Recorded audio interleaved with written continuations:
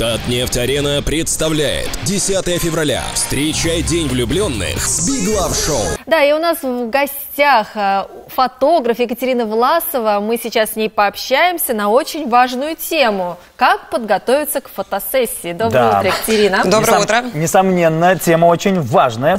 Итак, да, наверное, очень будет правильно перед фотосессией обратиться к профессионалам. Стилисту, визажисту. Парикмахеру, например. Но если нет вот такой возможности, что сделать человеку? Как подготовиться, какой сделать макияж, какую одежду подобрать? Расскажите. Или импровизировать? Ну, на самом деле, все достаточно просто.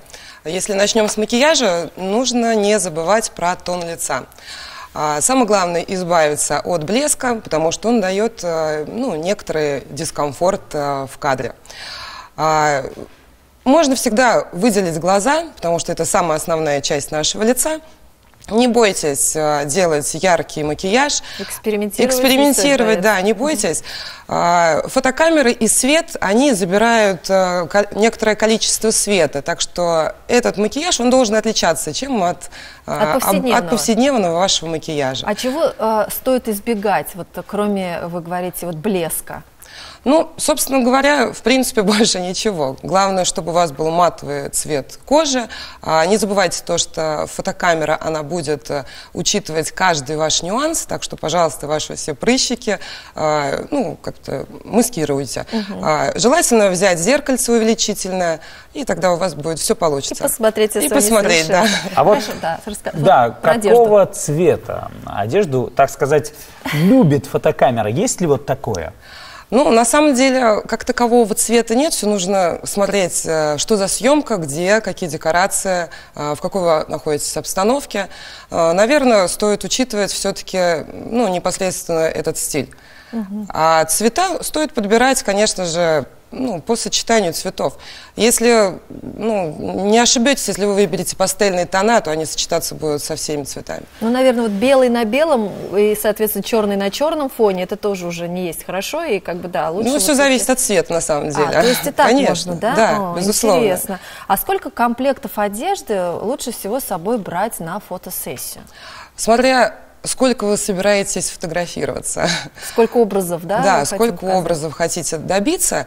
Но если взять обычную стандартную фотосессию... Да, так скажем, оптимально. Оптимально, да. И чтобы модель не уставала, я все-таки рекомендую остановиться на одном образе, чтобы его обработать. Можно, скажем так, многослойность учитывать, то есть с собой взять какие-то жакетики, какие-то шарфики. То есть всегда можно в одну секунду изменить немножечко ваш внешний вид. Брюки превращаются. Однозначно. Превращаются брюки.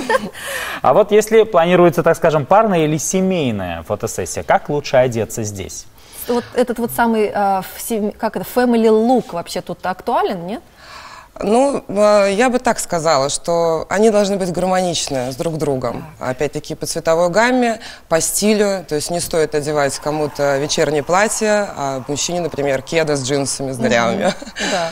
То есть они должны подходить, опять-таки, по стилю и по цвету, по текстуре, опять, одежды.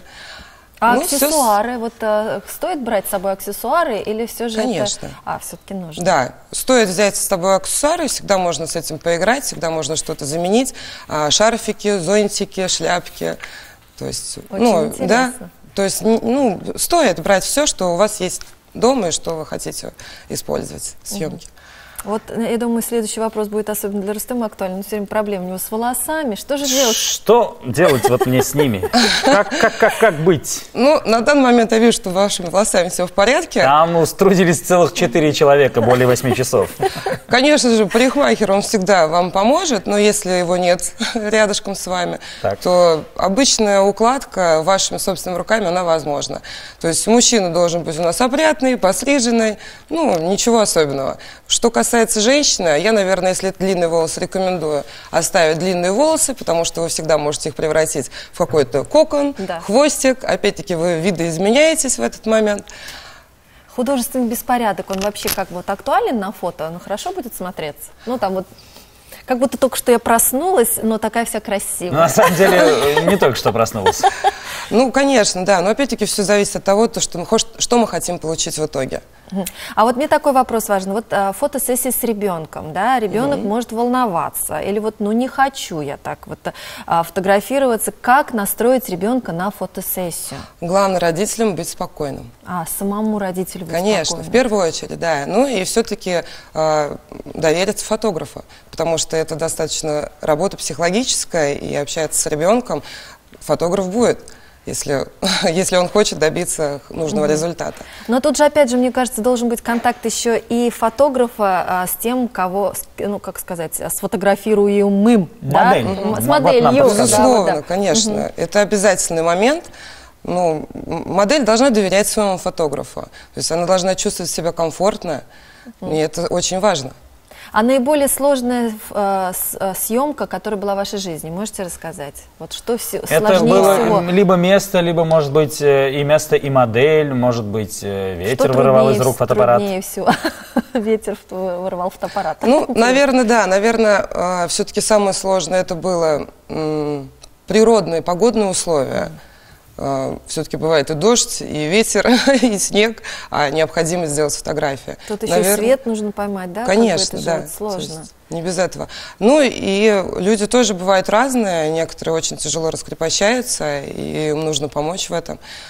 Кто-то быстро открывается, кому-то нужно на это побольше времени. Поймать настроение, это очень важно. Ну что ж, спасибо большое, Екатерина, что пришли к нам, ответили на наши вопросы. Татнефть-арена представляет 10 февраля. Встречай День влюбленных с Big Love Show.